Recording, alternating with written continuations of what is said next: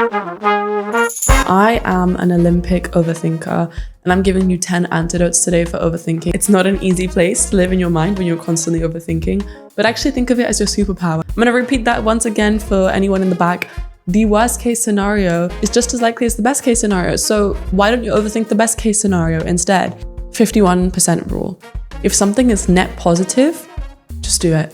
Remind yourself that there's very, very, very few decisions in this life that are completely and totally irreversible, especially if you're neurodivergent. I'm so neurospicy. Hi everyone, welcome to the Reclaiming Bossy podcast. My name is Mahika, and today we're gonna make an episode all about the antidotes to overthinking. Now, I am an Olympic overthinker, and I'm also a business owner and a podcaster, and there's so many decisions in my life that I have to learn to make quicker and more efficiently. And I am learning to tone down my overthinking tendencies. And so I want to share some of the things that worked for me. And I'm giving you 10 antidotes today for overthinking for anyone that's not just a founder or business owner, but anyone that struggles with overthinking in any area of their life, their relationships, their health, their friendships, their work, where they're meant to be going with their life. These things have really, really helped me. So let's get into it. And if you have any antidotes for overthinking, please comment them down below because I'd love to know. I'd love to learn from you. It's not an easy place to live in your mind when you're constantly overthinking, but actually think of it as your superpower. You have the capacity to really analyze and unpick thoughts with so much intricacy and detail. That is a superpower. And if you turn that into something that can work for you, then imagine how good things could be. So number one, my first antidote is I want you to maybe entertain your overthinking thoughts and tendencies. So if your brain is going into like catastrophizing mode, then let's take an example. I accidentally posted something that had like a mistake in it and I shouldn't have posted it. And I started to overthink it. And I started to be like, oh my God, like everyone's going to hate me. I'm not good at my job and I'm unworthy and all this stuff. And I started to really overthink it. And what I decided to do in that moment was, let's take it to the end. Let's make this thought as crazy as it can be. What's the worst possible outcome that can happen from a situation? And let's just give it so much color. And when you take yourself to that place, you realize sometimes how ridiculous that place is. Like, you really go into it, and if you really, really give that thought the oxygen, you're like, whoa, that's so stupid and it's so unlikely. And you can really flesh it out. Again, with like someone not texting you back, you can be like, oh my God, they're probably doing this, this, and this. Take it to the end. What is the worst possible, most ridiculous thing that you can think of? And you realize like, that's like really, really, really not the case. This might not help everyone, because some people take it like too far and it makes their anxiety worse. So if this doesn't work for you, what I think you should do instead is this thing of radical optimism. Now, I've learned this from my friend Arafili, shout out, she's the best. But with radical optimism, it's this idea that the best case scenario is just as likely as the worst case scenario. I'm going to repeat that once again for anyone in the back.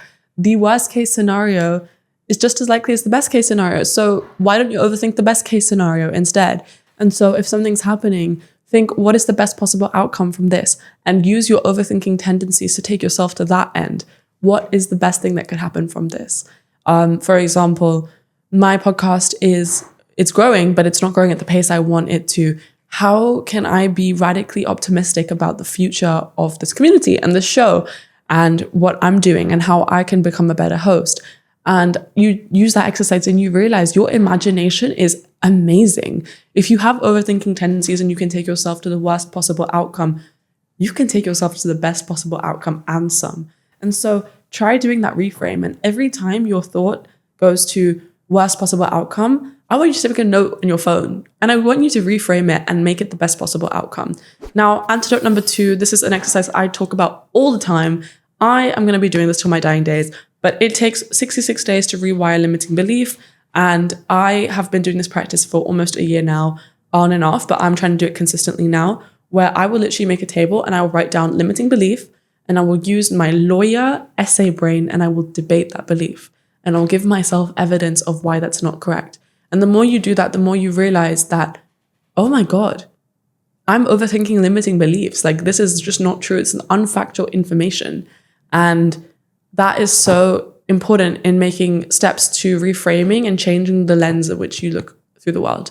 You have this thing in your brain called the reticular activating system, and it's basically like the focus that you put on stuff. And if you change your focus to look on positive outcomes, not just with life, but within yourself and your abilities, your skills, your energy, your capacity, your network, what people think of you, that's so much more of an exciting place to live than, oh, I'm not good enough, people don't like me, I'm unworthy, all this stuff. And so I find writing things down is so important. Number 3, journaling. Now, this doesn't have to be writing down if you find that exhausting, but voice noting, how can you make it easy and fun? I'm a big morning pages person. I've recently got into it. It helps me because I often wake up in a bad mood. I often wake up with like I don't have the energy to do this today. I can't be bothered. Oh my God, I've got so much to do. Oh, it's so rainy. It's so like, ugh. But then I write it down and then I'm like, what? This is ridiculous. And I write down again the reframe and gratitude and all this stuff. And it helps me so much. The next thing I want to give is a slightly different angle because these were all similar. So number 4 is, if you were overthinking something, ask yourself 51% rule. This is something that I've seen in like several successful people, but if you can make a decision with even 51% certainty, that's more than half, just back yourself. There's always going to be pros and cons to everything. Every decision is going to come with its consequences. Doing something, not doing something, going somewhere, not going somewhere. If something is net positive, just do it. Just do it. And the more you start doing that, the more you will find it's easier to make those quicker decisions and lean into what you're thinking. The next number, I think we're on 5, is linked to that, is no decision is irreversible. You can make a decision and then you can decide, it's fine. I'll take it back. I'm not going to do it. Rather than overthinking, ask yourself, is this decision completely and totally irreversible, or can I make it and full send it? And if I hate it, I can go back and I can do something else. If that's the case, stop overthinking and just do it. Sometimes overthinking causes the inertia to act. So can you act and then can you just decide I don't want to do that anymore? With my business, when I decided to start, was if I don't like it, if I don't want to do it, I can just stop doing it. I can just go get a job. With my previous relationship, I had a lot of doubts going into that relationship. Is this the right thing? And I decided to say yes to my ex because I was we can just break up if we don't want to do this anymore. And that's what we did. But I don't regret saying yes because I gave it a go. And so remind yourself that there's very, very, very few decisions in this life that are completely and totally irreversible. And if you are facing one of those ones, it's fine. Just do it. Just act. And I think when you act, you get more clarity and certainty. The next thing is, if you find making quick decisions difficult, start collecting a little bit of data on yourself of how did I act in the past and how did that make me feel? And the more you do that, you'll be okay, I acted like that in the past and it made me feel bad.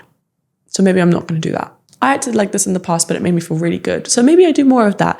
And the more you collect that little bit of the data, the more those processes become automatic and those decisions become easier to make. The next thing is, you don't have to ever rush into making a decision if it's very important. I used to think I was a super indecisive person because I would go through all the waves of emotion and really, really overthink a lot of things. And then I started to just give myself 1 or 2 nights to sleep and just to think and to ride the emotional wave and to just really look at a problem or a decision from every different angle. And if I gave myself that time, I would get this really quiet and clear certainty around what I needed to do. And I realized I'm not an indecisive person. I just didn't give myself enough time to come to a decision. And so now when I have these big decisions, I give myself you have 24 hours, you don't need to act. Obviously, there's things in your life that you need to make quick decisions on. But if it's something that's super major, what am I going to do with my career? What am I going to do with my relationship? What am I going to do with this friendship? Or where am I going to move? What city am I going to live in? Give yourself the luxury of thinking it through and giving yourself the time. You do not have to be impulsive about it if you have some time to think about it. And you see all these TikToks and all this stuff around like pros and cons lists and but like if that's some way that you process that information, do it. Journal. I like to voice note myself. I find that really helpful. I'm like a yapper. I have a podcast, so I like voice noting myself and then listening to it back. I also find, this is the next thing, when I'm trying to make those decisions and when I'm giving myself the space, leaving my environment is so helpful, because environment triggers mental and emotional and all of these different patterns of your behavior. And so can you leave your environment? When I feel stuck, when I feel like I'm overthinking, when I'm not enjoying something, I just go and leave my bubble. If I have the luxury to go on a little trip, I will do that. If I don't, then it literally could just be going to a different part of my city, going to a different coffee shop and working there for the day. How can I leave my bubble? Going and trying a new place that I never did, walking a different way to where I was going to go to work or to meet someone. When you leave your environment, it like creates a new stimulus in your brain and in your life, and that helps you relate to things in a different way and think about things in a different way, especially if you're neurodivergent. I'm so neurospicy, and I find environment triggers everything. And so I get really, not bored, but I get very like in a rut if I'm in the same environment again and again and again. And so I find taking myself to a new place and tackling the same problem in a new environment gives me such a fresh perspective. And so how can you bring that novelty and change of environment in your life? That doesn't just have to be a physical place. It could be different people. How can you go and interact with new people? How can you do something different in your life? Like maybe you can change like little things in your routine to bring newness into your ways of thinking and being and doing all these things. Next, with overthinking, sometimes the anxiety that's caused by overthinking is not just a mental thing, it's a physiological experience. So how can you emotionally regulate yourself? How can you get out of your head and into your body? When I'm overthinking, I have to go sweat. I have to go run, I have to go dance, I have to go do something where I actually just cannot think at the same speed, because I find that my brain goes faster than my ability to do stuff. And so then I'm like, okay, how can I go fast in my body so that I slow my brain down? How can I regulate? There's so many different ways that you can do that. Movement, shaking, somatic shaking, EFT tapping, breath work.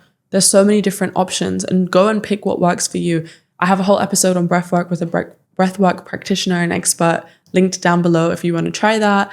But some of my favorites, like I said, movement, running, dancing, tapping, breath work. Create a menu for yourself. And when you have different amounts of time or different amounts of overwhelm and overthinking, you can know, okay, I'm going to deal with this in this way. I'm going to deal with this in this way.